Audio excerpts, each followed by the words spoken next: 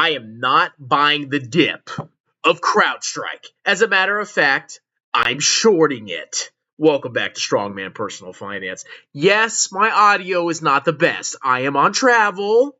You're going to have to get used to it for the next week and a half. Anyway, we're going to talk about CrowdStrike and why I'm shorting it with $100,000. I'm just kidding. But I would not buy this stock. Here's why. So we all heard about the, cybersecurity Microsoft outage that took out a bunch of airlines, took out a bunch of computers, and I myself experienced that because when I went into work after this whole thing broke down, I couldn't access my systems. So I had to sit there with my thumb up my you-know-what, trying to get last-minute stuff done, waiting for my stuff to load, because CrowdStrike screwed up an update and took out half the frickin' world.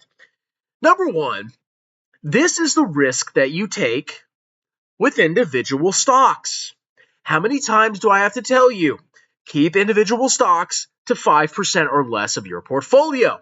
Because things like this come out of left field and can entirely destroy companies. Now, you look at the CrowdStrike's stock price over 5 years, it's still up 263%. And we see there's a recent dip. And people are saying, well, it's just dipping, and it's going to come back, and it's not the end of the world. Well, guess what, bucko? That ain't freaking true. As a matter of fact, this stock could go to zero, potentially, depending on how bad the resulting lawsuits are. So let's go see what I'm talking about. First of all, Delta canceled hundreds of flights Monday as it recovers from CrowdStrike failures. There are probably tens of thousands of people stranded all around the United States, maybe even around the world. They gotta be put into hotel rooms. They gotta buy food. They got screaming kids. It's all a disaster. And Delta is gonna get the heat because they canceled hundreds of flights because the CrowdStrike update absolutely wrecked them. I think the issue was like their crew scheduling system just got absolutely thrown into a blender.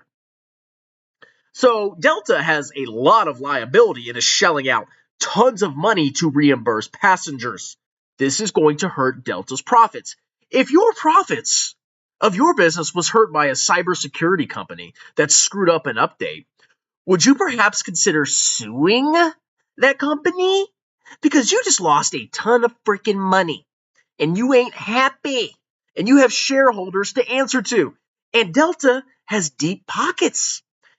Could they maybe not sue CrowdStrike? It's possible. Let's go to the next article that actually loads. It could take up to 2 weeks to resolve teething issues following CrowdStrike outage. Clar O'Neill, a very important person, says. CrowdStrike's routine update of its widely used cybersecurity software apparently did not undergo adequate quality checks. It looks like CrowdStrike failed. Microsoft estimates about 8.5 million computers around the world were disabled by Friday's major IT outage, and it's going to take at least 2 weeks to fix it. This is not good. This outage has affected hundreds of flights, as we've seen. It's affected broadcasters. It affected me. But even my company that I work for suffered some level of damages from this. I mean, they were not as big as Delta. But I could not work for an hour. Which, it would have been bad had I not been able to work for a couple of days. That would have been bad for the entire company. This is going to result in a lot of liability. Now, how much liability? No one knows. No one knows, but I read this interesting article, or I just skimmed it at least. In all, the economic costs could tally into the tens or hundreds of billions of dollars, as companies across the spectrum calculate and report financial losses tied to CrowdStrike's outage. Hospitals rebooking surgeries. I hope nobody loses their life because of this. Car washes. Oh my God, your car's not going to be clean. And apparently, people have insurance. These businesses have insurance, right? Well, guess what? Somebody is going to become knocking on CrowdStrike. So you look at the stock, and it's like, oh, it dipped. And you got all these clowns buying the dip because it dipped, and it's CrowdStrike. Well, guess what?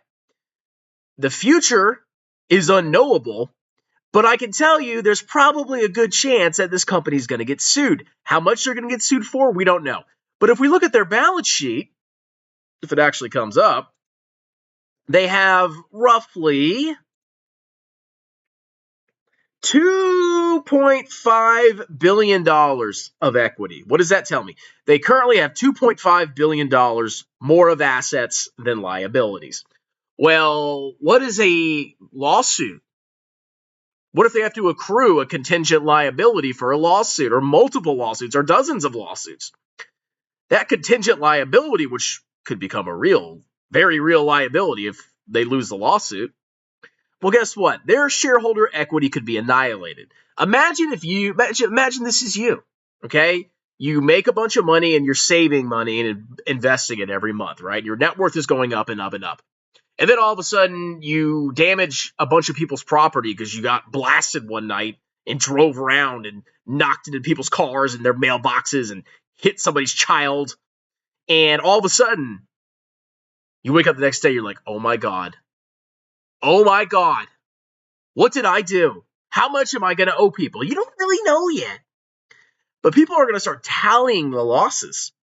And before you know it, the lawsuits are going to start coming in. And when they come in, it ain't going to be pretty for you. Okay? That's where we're at with CrowdStrike right now. Everybody's just buying the dip because that's what clowns do. U.S. stock dips, buy the dip. You know what you could do instead? Buy an ETF. Like, I don't think you should do this. I'm not a fan of these, like, very specific ETFs. But there's ETFs out there like this cyber. I'm not endorsing this, but it's just an example. There's ETFs where you get exposed. If you like cybersecurity, check out a cybersecurity ETF. I mean, you're going to pay a high expense ratio, but at least you're going to have some kind of diversification. If you look at the holdings of these ETFs, I mean, they have a decent amount of exposure, and CrowdStrike's in there. But why expose yourself to, like, one stock when we just saw what could potentially happen? When if you like cybersecurity, check out one of these, or bug my VUG, or hack my sticky, sweaty nutsack. Okay?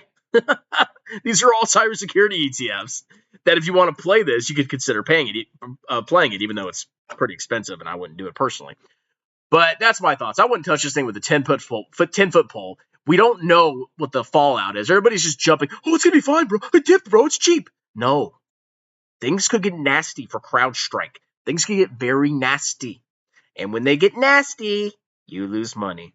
Cheers! Now, I hope you enjoyed the video. If you did, consider sending me $50. If you send me $50, I will do a sponsored video where I will cover any topic you want, but I will not make stock price predictions. If you want to buy my book, Stop Being a Broke Loser, check it out on Amazon. It summarizes my entire investment philosophy. If you want a one-on-one consultation with me, I'm a certified public accountant. You can pay me $75 per hour. See the pinned comment below. I can teach you anything you want about accounting. Have a wonderful day.